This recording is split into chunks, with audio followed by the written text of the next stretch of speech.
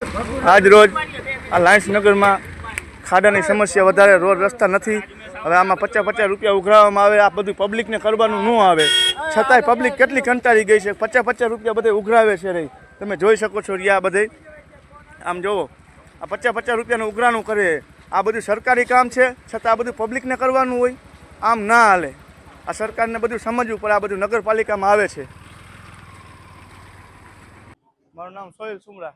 50-50 20 આવી રીતના બધા રિક્ષાવાળા એકાબીજા ઉઘરાવી અને આ બધા પૈસા કાઢ્યા ને જમા કર્યા ને પછી લોડર વાળાને બોલાવ્યા અહીંયા કે અમે કરો, પણ અમારામાં આવતું નથી. આ કાંઈ કે આ બધું આવે નગરપાલિકામાં તકલીફ. એટલે રસ્તો આમ તો જો થઈ તમે, આ તમે હાથે નાથે આ બધું કરાવી રહ્યા, બરોબર.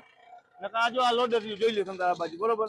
આ લોડર બોલાવ્યું, બધું અમે અમારા ખર્ચે ખુદના ખર્ચે કરાવી, ઉઘરાવીને ભીખ માંગી બધું કરી રહ્યા. આ ભીખ માંગવા જેવું થયું ને.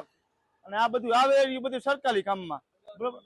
ઘણી વાર આખા સોસાયટી બધા ગયા છે, કેટલી વાર, તો કાંઈ કામ જ નથી થતું. હવે શું કરવાનું આમાં કયો? આ બધી વસ્તુ એવી છે. અને આવે આ બધું મેં નગરપાલિકામાં, પણ છતાંય આ નગરપાલિકાનું કામ એ નથી કરવા આવતા. એટલે પછી અમે કંટાળીને બધું અમારે ખુદને કરવું પડ્યું આ બધું. મારું નામ રાજુભાઈ સોલંકી, વિસ્તારનું નામ લાયન્સનગર 1 નંબર.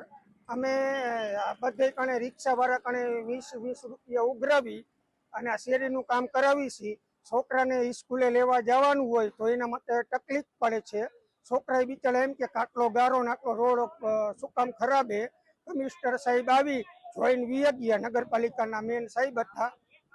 સાહેબ આવીને જોઈ ગયા કે ચલો ઓકે કામ થઈ જશે, પણ હજી અમારું કામ થયું નથી. રિક્ષાવાળા કણે ને આ લોકો જે હાલવાવાળા હોય એના માટે 20 રૂપિયા 10 રૂપિયા જેને જે ફંડ ફાળો દેવો હોય એ બિચારા દઈ, એના માટે અમે અમારા ખર્ચા ટ્રેક્ટર ને લોડર બોલાવ્યું છે.